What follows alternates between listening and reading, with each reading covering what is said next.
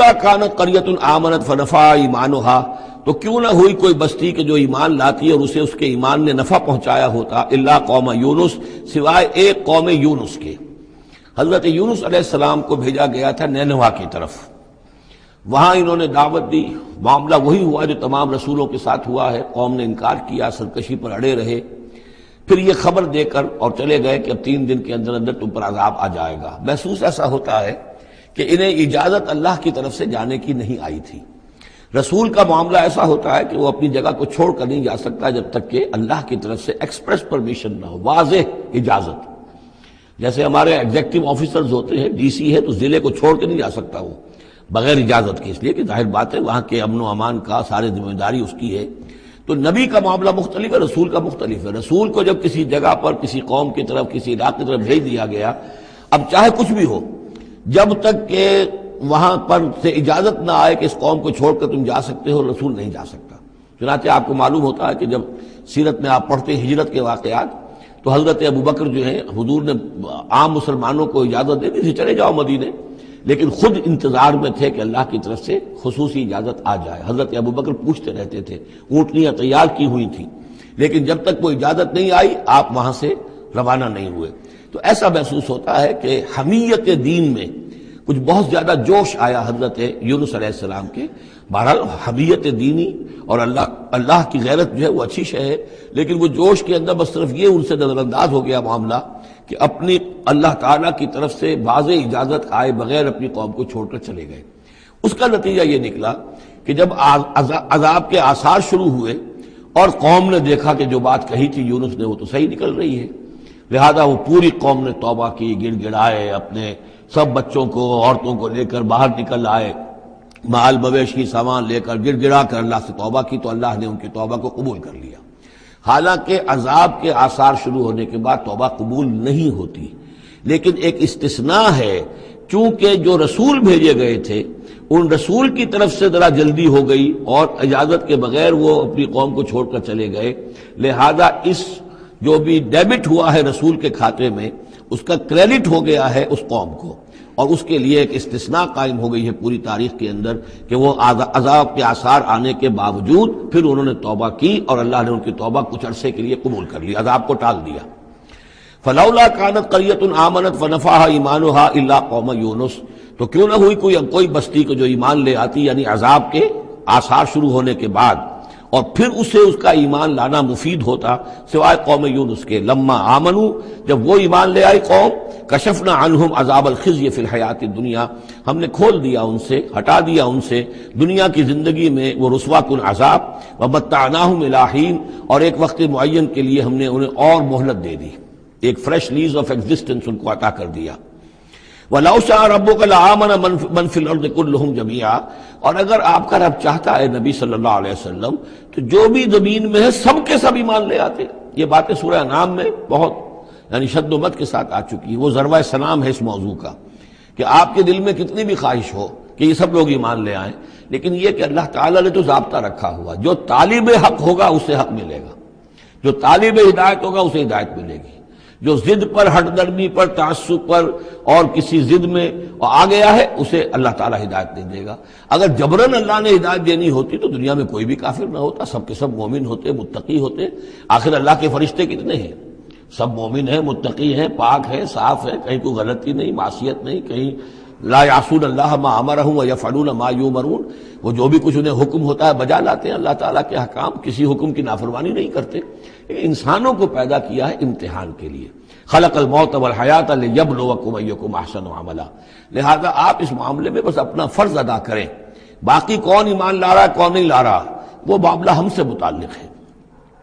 وَلَوْ شَاءَ رَبُّكَ لَآمَنَ مَنْ فِي الْأَرْضِ كُلُّهُمْ جَمِيعًا، اگر اللہ چاہتا، آپ کا رب چاہتا تو یقیناً زمین میں جو ہیں سب کے سب ایمان لے آتے۔ أَفَأَنْتَ تُكْرِهُ النَّاسَ حَتَّى يَكُونُوا مُؤْمِنِينَ، تو کیا آپ لوگوں کو مجبور کر دیں گے کہ وہ ضرور ایمان لے آئیں؟ یعنی آپ اپنے آپ کو بھی ہلکان کر رہے ہیں، آپ نے دن رات ایک کیا ہوا ہے، آپ ہر وقت اس جد و جہد میں ہیں، پھر آپ کو یہ بھی اندیشہ رہتا ہے کہ کہیں میری طرف سے کوئی کوتاہی تو نہیں ہو رہی ہے، جیسے کہ سورہ اعراف کے اندر فَلَا تَكُنْ فِي صَدْرِكَ حَرَجٌ، آپ کے دل کے اندر یہ تنگی نہیں ہونی چاہیے، آپ اپنا فرض ادا کر کے اپنے آپ کو سبکدوش سمجھیے۔ وما کان النفس ان تؤمن الا باذن اللہ، اور کسی جان کے لیے ممکن ہی نہیں ہے، کسی انسان کے لیے کہ وہ ایمان لائے مگر اللہ کے اذن سے۔ وَيَجْعَلُ الرِّجْسَ عَلَى الَّذِينَ لَا يَعْقِلُونَ، اور جو عقل سے کام نہیں لیتے اللہ تعالیٰ ان کے اوپر تو گندگی مسلط کر دیتا ہے۔ قُلْ انظُرُوا مَاذَا فِي السَّمَاوَاتِ وَالْأَرْضِ، کہیے ان سے کہ دیکھو جو آسمانوں اور زمین میں ہے اللہ تعالیٰ کی آیات ہیں، آسمان میں بھی ہیں زمین میں بھی ہیں۔ وَمَا تُغْنِي الْآيَاتُ وَالنُّذُرُ عَنْ قَوْمٍ لَا يُؤْمِنُونَ، لیکن یہ ساری آیات کام نہیں آتی، اور یہ ساری انذار اور ڈر سنانا اور جو بھی دعوت و تبلیغ ہے وہ ان لوگوں کے لیے جو ایمان نہیں لانا چاہتے مفید نہیں ہے۔ فَهَلْ يَنْتَظِرُونَ إِلَّا مِثْلَ أَيَّامِ الَّذِينَ خَلَوْا مِنْ قَبْلُ، یہ لفظ ایام آگے ایام اللہ، تو کیا یہ منتظر ہیں اسی طرح کے دنوں کے جیسے کہ دن اس سے پہلے آئے ہیں؟ قُلْ فَانْتَظِرُوا، وہ دن جو آیا تھا قوم نوح پر، اور وہ دن جو آیا قوم ہود پر اور قوم صالح پر، فَهَلْ يَنْتَظِرُونَ إِلَّا مِثْلَ أَيَّامِ الَّذِينَ خَلَوْا مِنْ قَبْلِهِمْ، تو کیا یہ اسی طرح کے دنوں کا انتظار کر رہے ہیں، اسی طرح کا دن ان پر بھی آ جائے جیسا کہ ان پر آیا تھا جو ان سے پہلے تھے؟ قُلْ فَانْتَظِرُوا إِنِّي مَعَكُم مِّنَ الْمُنتَظِرِينَ، تو کہہ دیجئے کہ اچھا انتظار کرو، میں بھی تمہارے ساتھ انتظار کر رہا ہوں۔ ثُمَّ نُنَجِّي رُسُلَنَا وَالَّذِينَ آمَنُوا، پھر ہم نجات دیتے رہے ہیں اپنے رسولوں کو اور اہل ایمان کو۔ كَذَلِكَ حقا علینا ننجی المومنین، بالکل اسی طرح ہمارے اوپر حق ہے، واجب ہے کہ ہم اہل ایمان کو نجات دیں۔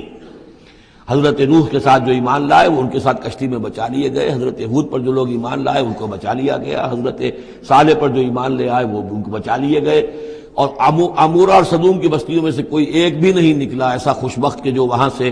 اپنی نجات کا سامان حاصل کرتا، سوائے حضرت لوط اپنی دونوں بیٹیوں کو لے کر نکلے ہیں، ایک متنفس بھی نہیں تھا وہاں، ان کی اپنی بیوی بھی پیچھے رہ گئی ہے۔ قُلْ يَا أَيُّهَا النَّاسُ إِن كُنتُمْ فِي شَكٍّ مِّن دِينِي، اب یہ بڑا ایک فیصلہ کن سا انداز خطاب ہے یہاں، کہہ دیجئے اے نبی، اے لوگو، إِن كُنتُمْ فِي شَكٍّ مِّن دِينِي، اگر تمہیں میرے دین کے بارے میں کوئی شک ہے، یعنی تم مجھ پر دباؤ ڈال رہے ہو کہ میں تمہارے دین کی پیروی کروں، تو تمہیں کچھ شک ہے شاید میرے بارے میں کہ میں اپنے دین پر پوری طرح جازم نہیں ہوں، پوری طرح قائم نہیں ہوں، شاید مجھے اس کے اوپر پورا وثوق حاصل نہیں ہے، یہ جو تم محنت کر رہے ہو، مجھے جو ہے مجھ پر دباؤ پریشرائز کر رہے ہو مجھے۔ قُلْ يَا أَيُّهَا النَّاسُ إِن كُنتُمْ فِي شَكٍّ مِّن دِينِي فَلَا أَعْبُدُ الَّذِينَ تَعْبُدُونَ مِن دُونِ اللَّهِ، تو میں ہرگز نہیں پوجنے والا ان کو جن کو تم پوجتے ہو اللہ کے سوا۔ وَلَٰكِنْ أَعْبُدُ اللَّهَ الَّذِي يَتَوَفَّاكُمْ، بلکہ میں تو پوجوں گا اور پرستش کروں گا اسی اللہ کی جو تمہیں قبض کرے گا۔ وَأُمِرْتُ أَنْ أَكُونَ مِنَ الْمُؤْمِنِينَ، اور مجھے حکم ہوا ہے کہ میں ایمان لانے والوں میں سے ہو جاؤں۔ وَأَنْ أَقِمْ وَجْهَكَ لِلدِّينِ حَنِيفًا، اور اے نبی آپ تو اپنے چہرے کو سیدھا رکھیے دین حنیف کی طرف، دین کی طرف حنیف ہو کر، یکسو ہو کر۔ وَلَا تَكُونَنَّ مِنَ الْمُشْرِكِينَ، اور ہرگز نہ ہوئیے ان مشرکوں میں سے۔ وَلَا تَدْعُ مِن دُونِ اللَّهِ مَا لَا يَنفَعُكَ وَلَا يَضُرُّكَ، اور مت پکاریے ہرگز اللہ کو چھوڑ کر ان ہستیوں کو جنہیں یہ پکار رہے ہیں جو نہ نفع پہنچا سکتی ہیں اور نہ نقصان۔ فَإِن فَعَلْتَ، اور اگر بالفرض آپ نے ایسا کیا، فَإِنَّكَ إِذًا مِّنَ الظَّالِمِينَ، تو پھر آپ بھی ظالموں میں سے ہو جائیں گے۔ وَإِن يَمْسَسْكَ اللَّهُ بِضُرٍّ فَلَا كَاشِفَ لَهُ إِلَّا هُوَ، اور اگر اللہ تعالیٰ آپ کو کوئی ضرر پہنچائے، تکلیف پہنچائے، تو کوئی نہیں ہے اس کا کھولنے والا، دور کرنے والا سوائے اس کے۔ وَإِن يُرِدْكَ بِخَيْرٍ، اور اگر وہ ارادہ کر لے آپ کے ساتھ بھلائی کا، خیر کا، اچھائی کا، فَلَا رَادَّ لِفَضْلِهِ، تو اس کے فضل کو لوٹانے والا کوئی نہیں جو آڑ بن جائے، روک بن جائے، رکاوٹ بن جائے اس کے فضل کے راستے میں۔ يُصِيبُ بِهِ مَن يَشَاءُ مِنْ عِبَادِهِ، وہ اپنا فضل دیتا ہے اپنے بندوں میں سے جس کو چاہتا ہے، پہنچاتا ہے جس کو چاہتا ہے۔ وَهُوَ الْغَفُورُ الرَّحِيمُ، اور وہ غفور اور رحیم ہے۔ قُلْ يَا أَيُّهَا النَّاسُ، کہہ دیجئے اے لوگو، قَدْ جَاءَكُمُ الْحَقُّ مِنْ رَبِّكُمْ، تمہارے پاس تمہارے رب کی طرف سے حق آ چکا ہے۔ فَمَنِ اهْتَدَىٰ، تو جو کوئی بھی ہدایت پائے، فَإِنَّمَا يَهْتَدِي لِنَفْسِهِ، تو وہ اپنے بھلے کو ہدایت پاتا ہے، اس کا فائدہ اسی کو ہوگا، عاقبت اس کی سورے کی، اللہ کی رحمت اس کے شامل حال ہوگی۔ وَمَنْ ضَلَّ، اور جو بھٹک جائے، جو گمراہ ہو جائے، فَإِنَّمَا يَضِلُّ عَلَيْهَا، تو وہ بھی اپنی جان پر وبال لے گا، اس کا سارا وبال اس کی اپنی جان پر آئے گا۔ وَمَا أَنَا عَلَيْكُمْ بِوَكِيلٍ، اور میں کوئی تمہارا ذمہ دار نہیں ہوں، میں تمہارے اوپر کوئی داروغہ بنایا نہیں گیا ہوں، میں تمہارے بارے میں مسئول نہیں ہوں، اللہ کے ہاں مجھ سے تمہارے بارے میں باس پرس نہیں ہوگی۔ وَلَا تُسْأَلُ عَنْ أَصْحَابِ الْجَحِيمِ، آپ سے نہیں پوچھا جائے گا جہنمیوں کے بارے میں۔ وَاتَّبِعْ مَا يُوحَىٰ إِلَيْكَ، اور اے نبی آپ پیروی کرتے جائیے اس کی کہ جو آپ کی طرف وحی کیا جا رہا ہے۔ وَاصْبِرْ، اور صبر کیجئے، جمے رہیے، ڈٹے رہیے، ان کے دباؤ کو برداشت کیجئے۔